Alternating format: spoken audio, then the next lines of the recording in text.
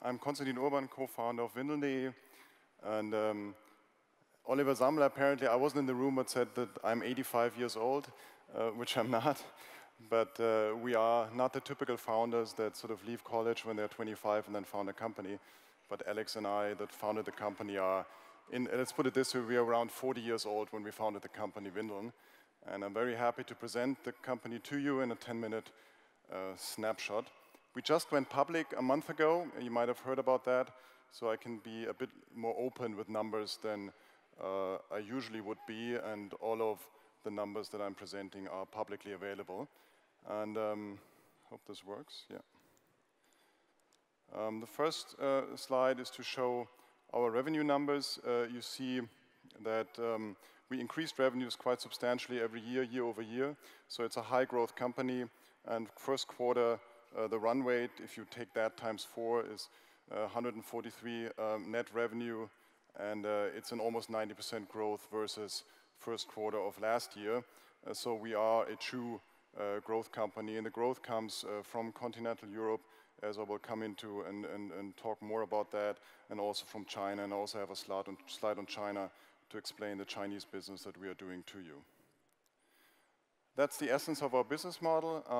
We attract customers with diapers and baby food, and the advantage of these products is that the mother has to come by to the website on a monthly basis to buy these kind of products.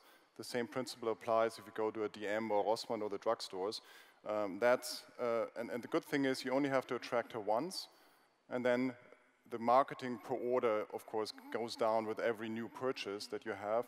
So our marketing costs as a ratio of marketing costs of overall revenues about 5 to 6%, so very low marketing compared to the revenues. And the other beauty of those products is that they're very low returns. So if you just take diapers and baby food, the returns are about 1%. So if we don't make a big mistake like sending out the wrong diapers, they are hardly returned. But the disadvantage of these products is that the gross margins are below 20%. If you take diapers, it's more like 10%, and baby food is, depending on which kind of baby food, is sort of 15 to 20%. So we have to cross-sell into other categories, into other products. So when we started out, it was the majority of what we sold, it was about 3,500 products, were drugstore-related products like diapers, baby food, skincare for babies. But we then enlarged the portfolio, and we now offer, overall on all our platforms, we offer now about 100,000 products. And then you see that the margins of the other products that we cross-sell into are higher than the margins of the diaper and the baby food, and that's eventually how we make money. So now actually 55% of the products we're selling are non-diaper, non-baby food, non-drugstore related products. And the cross-selling doesn't only have to take place within Windeln, but we also have another shop on the same platform called Windelbar, which is a flash sale business, which has higher margins. And also there's a lot of cross marketing, and a lot of the customers of Windeln also shop on Windelbar. So the cross-selling, as I said, is not just on Windeln, but also can be on the same platform, but on different shops. It's probably hard to read, but it's all of these numbers we posted also in our Q1 results.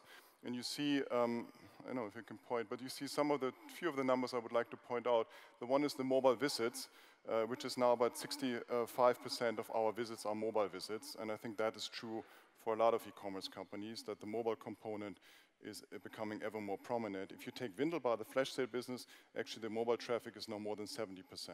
So it's a huge mobile ratio, and that's something that we all as CEOs of these e-commerce companies have to deal with, that the future of e-commerce is definitely a mobile future. The other thing that I would like to point out is the high repeat rate. So about 83%, 84% of our orders of every time, whether you take a day or a month or a year, 84% of the orders are coming from customers that are repeat customers. So it's a highly repetitive business, which again, like I said before, makes for low marketing as a percentage of revenues. And the last one is actually returns. And despite of the fact that we are now cross-selling into 100,000 products, returns are still quite low at 6%, which means that also our costs of fulfillment are much lower than if you take fashion or any of the other e-commerce businesses. So we have to, in the future, our gross margin for the Q1 were about 25, 26%. We want to grow that into the low 30s over the next few years, not sort of overnight and not next year, but over the next few years. And also our SG&A costs, which are right now 15% of revenues, they will scale, they will go down when we scale. So if they then come down to about 5%, then we actually have a very healthy business which we can live from. And all of the numbers, which is the good thing, if you take them, look at them on a quarterly basis, they actually are pointing north. That's on the European expansion that I mentioned before. We want to become the market leader for baby products with a focus on baby consumables in continental Europe. The only country that I would rule out, we don't want to go into is the UK. A, because the customer acquisition costs are much higher in the UK than anywhere else in Europe. And B, there's not really a good case of any German e-commerce company that made it in the UK, and vice versa. I don't know of any British or UK e-commerce company that actually made it in Germany. So UK we will rule out, but all of the rest of continental Europe we now want to expand into, and that's also why we did the IPO. So we started out in Germany and in Austria. Then we expanded to Switzerland. We bought a company there, Kinderkram Toys CH. These were two brands but belong to the same company. We then brought Windel.ch into the country. And it's still, of course, a small business, but it's also a small country. But this year they will make sales of about 8 million. And if you compare that to 5 million German-speaking Swiss, it's actually a quite successful country. And that's why we also have high hopes for Italy. We just launched Panolini.it. Panolini is the Italian word for diaper. Sort of in that country we'll go organically. We looked at the country, there was no one actually that we could acquire. There's no online shop for baby products of a size of more than 1 million in sales. So that was launched about 2 weeks ago, Panolini.it, and we just acquired Fido, which is the market leader for our business in the Czech Republic and Slovakia, and they are now going into Poland, and we'll give them money and resources to go into Poland. And you see there's a lot of gray space still sort of west of Germany and south of Germany, and also in the north. These are other countries we are taking a look at and we would like to expand into. Secondly, as you know, we have a large business into China, and in China we are part of an overall movement in China which is called cross-border e-commerce. The Chinese middle class, which is huge, it's about 500 million people, and they like to buy products from outside of China. And why is that? Because there are so many fake products in China. So if you go on, there was a study done recently on Taobao, which is like the eBay of China, and they found out that 60% of the products offered on Taobao were actually faked. So as a Chinese consumer, you never know if you go online whether the product is fake or not. So they like to buy, for instance, fashion from Italy.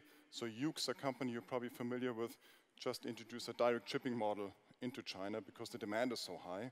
They like to buy cosmetics from Japan, food supplements from the US, but also baby food they like to buy from Australia, New Zealand, and from Europe, and more so from Germany, because there have been food scandals in the past where actually babies died from poisoned baby milk. And so it's a part of a huge overall movement which is growing rapidly. And as long as it's B2C and for your own personal use as a customer, it's an absolutely legal business which is actually supported by the government. And as you can see, I mentioned Yoox, but also Amazon in the US just introduced a direct shipping model. So companies from outside of China are now making it more and more easy for Chinese end consumers to buy products from outside of China. And we are part of that movement for baby products. Last slide, and then I want to wrap it up with that, is our overall strategy. You can see that in the dark red square is how we started. Baby and toddler products in Germany, Austria, Switzerland, and China. We then did a round of financing, a pre-IPO investment, which was led by Goldman Sachs last year for the pink part, which is to go into Italy, to go into Poland, and I just mentioned that we are now in those two countries already, and also to start a kid store, because the mother leaves us when the kid is about 4 years old, and unless she has a second baby or third baby, but to have her stay on the platform until the kid is about 8 or 9 years old, we want to go into kids fashion, into kids toys. That's something we are looking into in the second half of this year. And for the gray, but that's not the reason why we did the IPO. The IPO was to raise money for the gray square, which is to go into other countries outside of the countries we already operate in. and also to look into more verticals over time. You can think of beauty products for the mother or fashion for the mother, and that's why we did the IPO, and that's sort of our overall strategy. And if you look at the total market, European market for that segment, family segment, is a huge market with about 230 billion market, and that's what we want to tackle over the next few years. So thank you very much, and that was all on Windel. Thanks.